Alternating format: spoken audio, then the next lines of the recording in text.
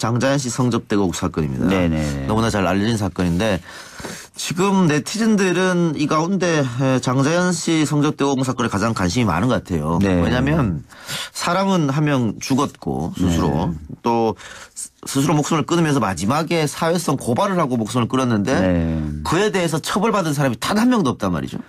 실제로 이제 관련돼서 처벌을 받았다고 이제 평가를 받을 수 있는 사람이 그나마 이제 소속사 대표와 매니저인데요. 예. 혐의 자체가 폭행과 명예훼손이에요. 그러니까 이제 장자연 씨가 죽으면서 남겼던 유서의 핵심적인 부분과 관련돼서 처벌받은 사람은 없다 이렇게 볼 수도 있는 것이죠. 네. 그러면은 당시에 소위 말하는 대한민국에서 힘 좀 있던 사람들이 네. 이 수사를 경찰이나 검찰 수사를 좀 무마한 정황이 있느냐, 압력을 가했던 정황이 있느냐 이런 것도 다 살펴볼 가능성이 있습니까? 예, 사실은 이제 그런 것 때문에 지금 그 조사를 해보자라고 이야기가 나온 것이고 국민분들도 청와대 그 청원 게시판에 한 20만 명 넘게 재조사를 해야 된다라고 청원하고 계신 거죠. 근데 이게 지금 공소시효가 다 지난 사건 아닙니까? 지금 뭐 공소시효가 지난 걸로도 볼 수 있는데 또 이제 조사를 하다 보면은 다른 혐의나 이런 것들도 예. 나올 수 있어서 무조건 공소시효가 끝났다고 보기는 어렵죠. 예. 근데 처벌을 하기는 만약에 이게 진상을 밝힌다고 해도 관련된 사람을 처벌하기 쉽지 않을 것 같은데요? 맞습니다. 뭐 공소시효 문제도 있고 예. 또 지금 와서 몇 년 전의 사건, 그러니까 대략 한 지금 10년 전 사건이거든요. 예. 그 사건에 대해서 처벌을 위한 증거를 모으기는 어려울 수도 있다라고 보는 게 좀 맞을 것 같습니다. 처벌을 못하더라도 진상은 밝혀야 되지 않느냐. 네, 맞습니다. 이게 또 네티즌들이 주장하는 것 같아요. 네, 맞습니다. 지금 또 새롭게 드러난 걸 보면 장자연 씨 그 계좌로 여러 명의 문 남성들이 뭐 100만 원짜리의 수표를 입금한 그런 네. 게 나오거든요. 네. 당시 경찰이 왜 이 돈을 장자연 씨한테 줬냐고 물으니까 그냥 오다 가다 알게 된 사이여서 힘내라고. 용돈으로 줬다. 이렇게 말해버렸단 말이죠. 네. 그러니까 누가 봐도 좀 의혹이 있는 돈인데 그렇게 얘기하면 경찰이 입증할 방법은 없잖아요. 아니 사실은 그럼 돈 넣었던 사람들을 불러다가 조사를 해야 되겠죠. 조사를 못했죠 그런데. 근데 이제 그런 부분이 제대로 조사가 되지 않았다라고 지금 많은 국민들이 의심하고 있는 것이죠. 그래 성접대 의혹이 있었다고 볼 수 있는 정황적 증거는 좀 많이 있어요. 그 소속사 대표의 사무실 봤을 때도 그렇고 샤워실도 있고 침실도 있고 그런 것들. 그리고 장자연 씨가 남긴 리스트 내용이 누군지 알 수 있게끔 적었잖아요. 네, 맞습니다. 예. 그리고 뭐 지금 국민들이 분노하는 거는 어머니 기일 날에도 불려나갔다 맞습니다. 이런 예. 말도 있고. 예. 그런데 장자연 씨 유서에서 조선일보 방사장 이렇게만 적어가지고 네. 이 조선일보 방사장이 누구냐. 사실 이제 그 관련됐던 모임이 2008년도 7월 모임이었는데요. 예.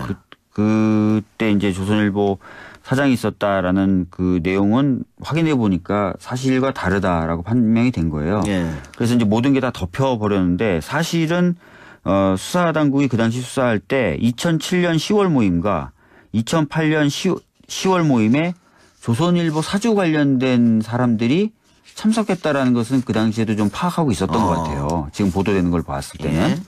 뭐 예를 들어서 2007년 10월 모임에는 방용훈 지금 조선일보 2대 주주인 것으로 알려지고 있죠. 이 사람이 좀 있었다라고 지금 알려지고 있는 것 같고요. 그다음에 2008년 10월 모임에는 최근에 지금 보도가 되고 있는데 조선일보 사주의 아들이 있었던 것으로 지금 얘기가 지금 나오고 있습니다. 예. 그래요. 당시 그 수사를 했던 경찰관들도 그러면은 가장 먼저 소환이라 그러면 그렇고 어쨌든 검찰이 재수하게 되면 와서 수사할 때 자기가 그때 조사했던 자료들이랑 이런 거 내놓을 거 아닙니까? 네, 그렇죠. 예. 그렇게 되면 진실에 좀 한 발 다가갈 수 있겠다. 예. 지금 뭐 보도되는 걸 봤을 때는 그 아까 말씀드렸던 그 두 명의 그 조선일보 사주 관련된 사람들에 대해서 당시의 수사기관도 좀 이상하다. 진술들이 좀 이상하다라는 의심들은 충분히 하고 있었던 것 같아요. 그럼에도 불구하고 그런 수사 과정과 수사 기록과는 다른 결론들이 나왔다라는 의혹이 지금 제기되고 있기 때문에 수사 기록을 다시 보는 거, 그다음에 수사 그 당시에 관계했던 사람들의 진술을 다시 듣는 것만으로도 꽤 진상에 접근할 수 있지 않을까 그렇게 보고 있습니다. 그럼 검찰의 그 과거사 조사위는 어떻게 조직이 좀 크게 만들어지는 건가요? 아닙니다. 과거사 조사위는 논의해서 의결하는 기구고요. 조사단은 이제 대검 쪽에 꾸려져 있죠. 그러니까 그러면은 대검에 꾸려지는 아직은 결정 안 된 거죠? 그 규모라든가. 그 규모가 그렇게 크진 않을 겁니다. 크진 않을 거고 활동 기간 6개월로 정해져 있고 하기 때문에 네. 광범위하게 정말 많은 사건들 다 조사한다. 이건 좀 어려울 거예요. 네. 알겠습니다. 좀 지켜보기로 하고요. 자, 용산 참사 이야기도 좀 자세히 짚어볼까요? 네. 2009년 1월 20일 새벽에 일어난 일인데 네. 철거민들하고 진압경찰의 충돌. 화재가 발생해서 철거민 5명, 진압경찰 1명이 숨진 사건이었습니다. 네.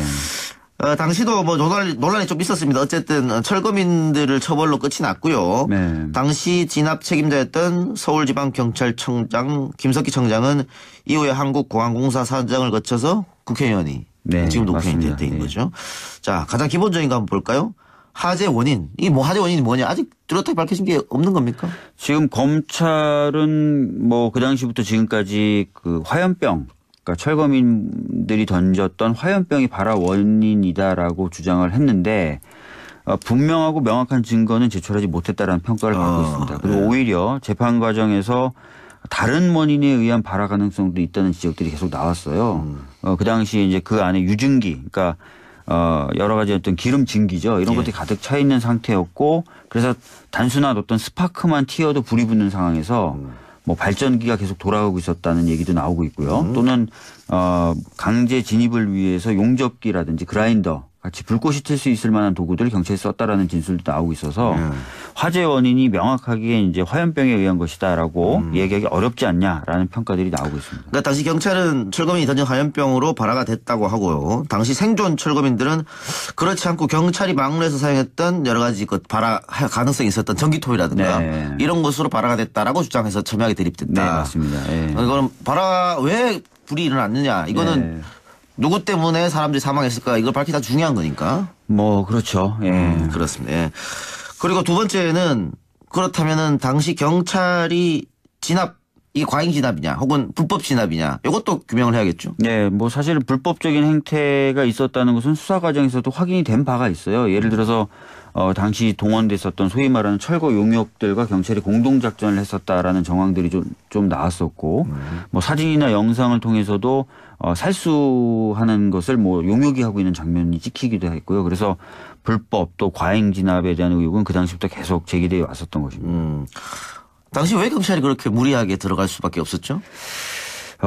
사실 뭐 그 당시에 이제 그 철거민들 도심의 테러리스트다라고 규정을 하고 강력하게 진압을 했는데 그 당시 뭐 다른 증언들을 들어보면은 뭐 주위에 어떤 통행이 뭐 어렵거나 그런 사정도 발생하지 않았다라는 얘기들도 나오고요. 그리고 막루에 올라갔지만 대화를 하기 위해서 막루에 올라간 것이지 거기에 뭐 오래 버티고 싶을 생각으로 올라간 거 아니다. 그래서 물 같은 것도 제대로 챙겨가지 않았다라는 얘기가 나옵니다. 그럼에도 불구하고 설득 과정 없이 이게 아주 급속도로 진압을 시도한 건데 아무래도 그 당시 개발 사업에 속도를 내려고 했었던 측하고의 어떤 이야기가 있지 않았나라는 의심이 그때부터 지금까지 계속 제기되고 있는 상황입니다. 예. 박주민 의원이 제2의 용산 참사를 막기 위한 법안을 발의했다고 하는데. 뭐 민사집행법 개정안을 최근에 발의했는데요. 워낙 그 요즘에도 그 철거 현장에서 부상당하시는 경우나 이런 것들이 많아서요. 신체에 대한 유형력 행사를 제한한다거나 또 과잉한 철거라든지 강제 집행을 제한하는 그런 내용을 담은 민사집행법 개정안을 발의했습니다. 예. 네. 아까 모두에 저희가 개헌에 대해서 잠깐 얘기했는데 박주민 의원이 개인적으로 생각하는 권력 구조는 어떤 겁니까? 저는 뭐 대통령제가 지금은 맞다고 생각해요. 워낙 지금 정치적으로 급변할 수 있는 상황에 놓여 있고 그럴 때 신속하게 의사결정이 이루어져야 되고 또 강력한 리더십을 발휘할 수 있어야 되는데 이런 체제 하에서는 뭐 대통령제가 제일 맞다라고 생각을 합니다. 근데 애매하게 이제 권력 구조를 의회하고 분점하는 구조를 택할 경우에는 오히려 그래서 지금 상황에서는 혼란을 야기할 수도 있다라고 보고 있습니다. 예.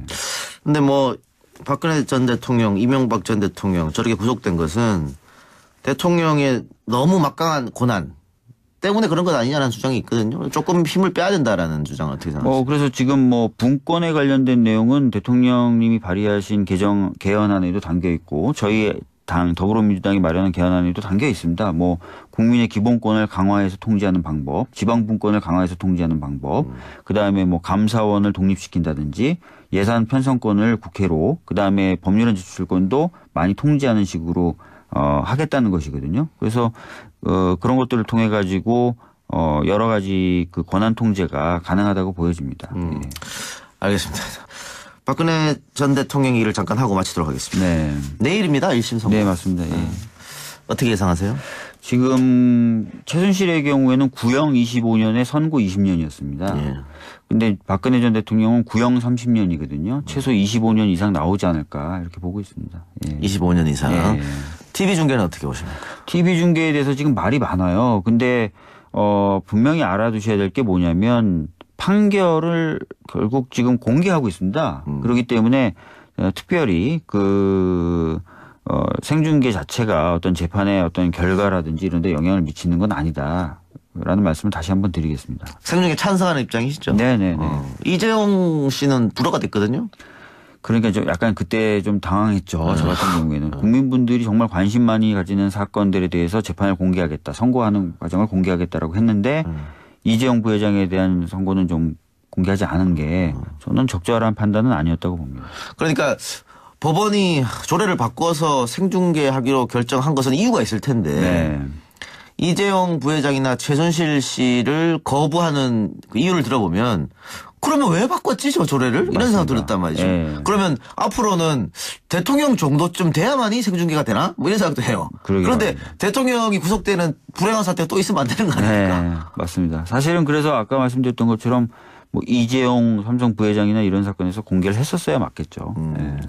예, 우리가 오늘 박지원 의원 초대해서 검찰이 들여다보고 있는 재수사 사건 한 5가지 정도를 네. 이야기했습니다. 그중에 이제 장자연 씨 얘기를 가장 오래 했는데 장자연 씨 사건 같은 경우에는 연예계의 그 비밀 아닌 비밀이었잖아요. 네. 뭐 있었을 것이다. 근데 네. 그것도 밖으로 이제 드러난 사건인데 10년 전에 장자연 사건 그리고 10년 후에 요즘은 미투 사건이 또 많이 일어나고 있습니다. 네. 아직도 보면은 대한민국에서 여성의 인권이라든가 이런 것이 많이 무시당하고 있다 이렇게 생각되거든요. 네. 앞으로는 우리가 이걸 좀 바꾸려면 어떤 노력 어떤 게 필요할 것 같습니까? 많은 분들이 얘기하시고 있고 저도 그런데요. 뭐 미투를 계기로 많이 좀 되돌아봐야 될 것 같습니다. 저도 지금 많이 되돌아보고 그렇습니까? 네. 그러고 있는데 그런 인식 개선이 가장 어떻게 보면은 근본적인 해결책일 수 있을 것 같아요. 예. 인식. 모든 남성들이 다 되돌아봐야 될 것 같아요. 그래요. 지방선거가 얼마 안 남았잖아요. 네네네. 뭐 의원님도 지역구가 있으니까 네. 지역구 지방선거 승리를 위해서 열심히 뛰어다닐 것 같은데 네.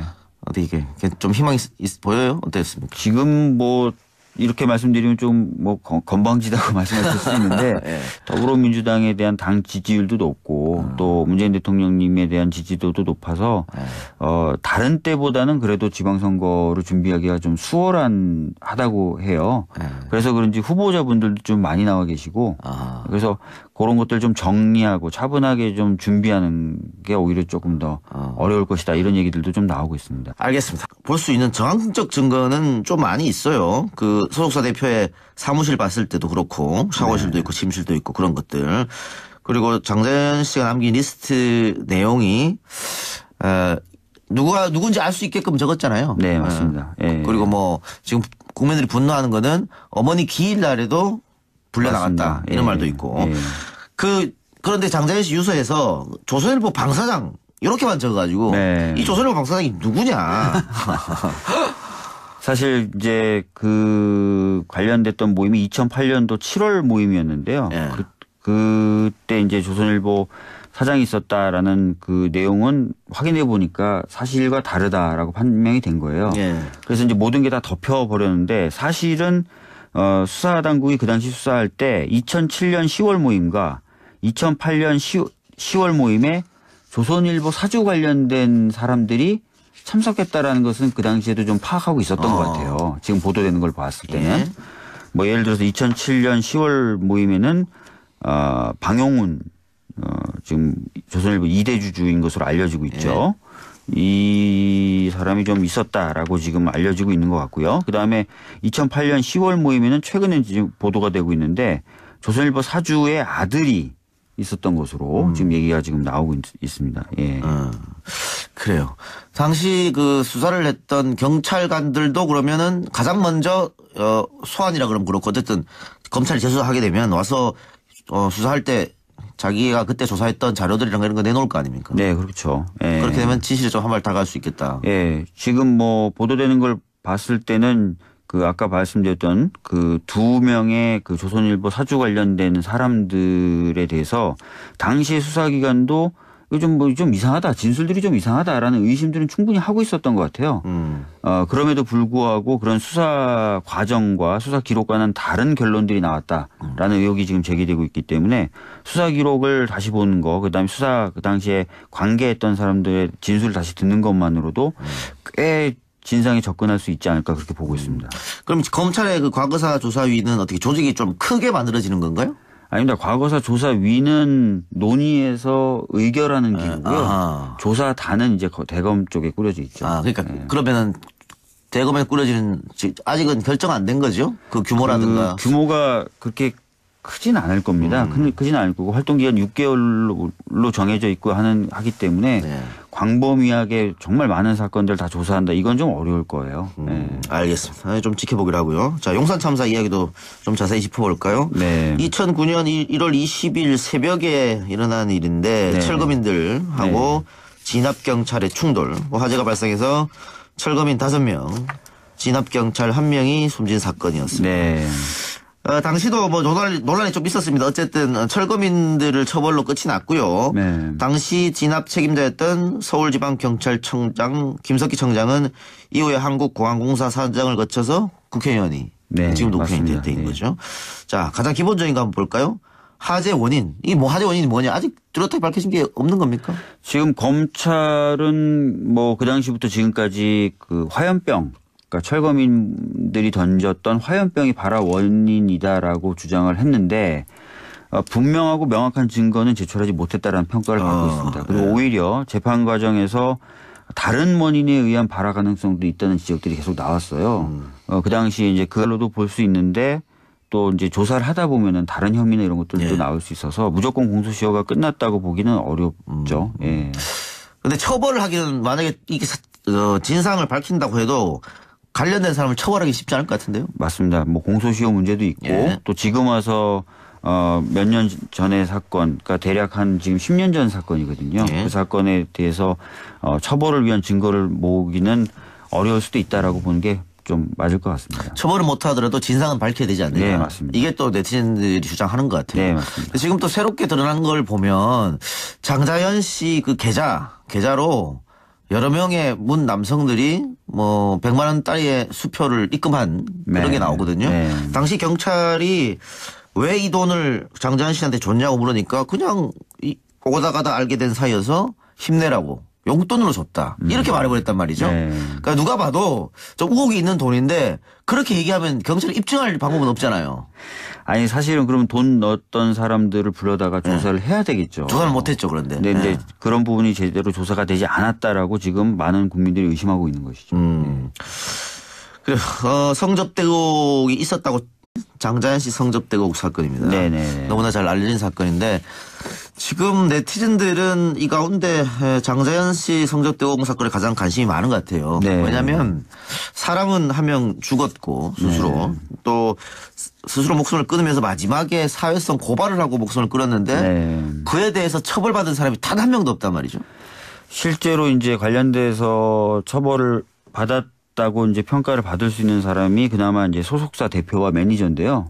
혐의 자체가 폭행과 명예훼손이에요. 그러니까 이제 장자연 씨가 죽으면서 남겼던 유서의 핵심적인 부분과 관련돼서 처벌받은 사람은 없다 이렇게 볼 수도 있는 것이죠.